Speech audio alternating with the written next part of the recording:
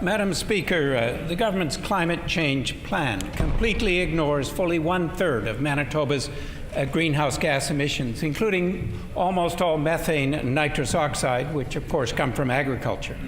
In fact, nitrous oxide is never mentioned in the government's plan, even though reducing a single ton of nitrous oxide emissions is the equivalent to reducing 300 tons of carbon dioxide.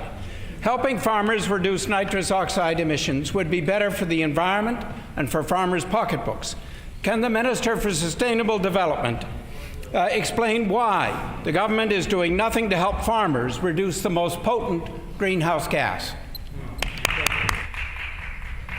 The Honourable Minister of Indigenous and Municipal Relations. Well, thank you, Madam Speaker, and I thank the member opposite for that question. And our Auditor General clearly reported that in previous years, the NDP totally failed to meet targets that were so unrealistic that they would have required the equivalent of every gas and diesel powered vehicle off of the road. The Auditor General noted that there was a lack of progress in reducing greenhouse gas emissions, as well as in developing a plan for adapting a climate change impact.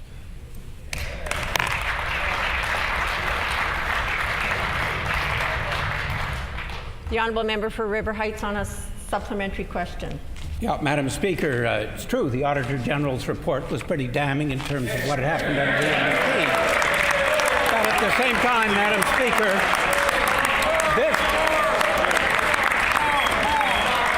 the NDP failed, in part because they forgot about agriculture. Now, the Pallister's government, unfortunately, has more holes than Swiss cheese. It ignores working with farmers to reduce the most potent greenhouse gas, nitrous oxide, and to ensuring goes into the ground to grow crops instead of into the air to warm the planet. I table 18 different ways to reduce nitrous oxide more than 30%. Reaching this goal would cut greenhouse gas emissions equal to heating every home in Manitoba or driving every car in our province. Does the minister think that farmers don't care about the environment?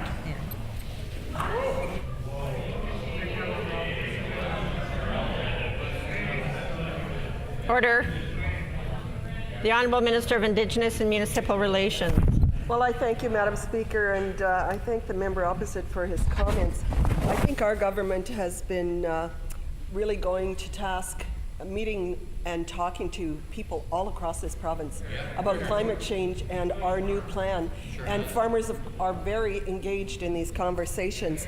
We listen not only to our farmers, but we listen to every Manitoban, and they have the opportunities to be part of this process.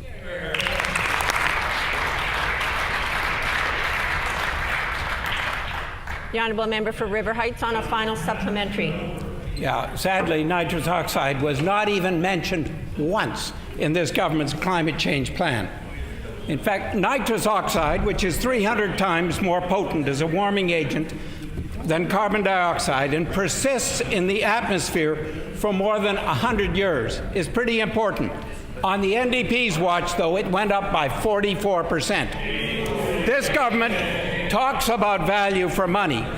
Now, reducing nitrous oxide would provide the biggest bang for their buck. Why is this government once again following in the footsteps of the NDP and ignoring one of the most effective and inexpensive ways to combat climate change? The Honourable Minister of Indigenous and Municipal Relations. Well, thank you, Madam Speaker, and I thank the member opposite. Our government's very proud that we've developed not only a practical, but a measurable and realistic Made in Manitoba climate and green plan that will protect our environment, that will foster green growth and spur innovation. Order. And our plan will reduce emissions by 80,000 tonnes, more than the federal carbon plan, and cost Manitobans $260 million less.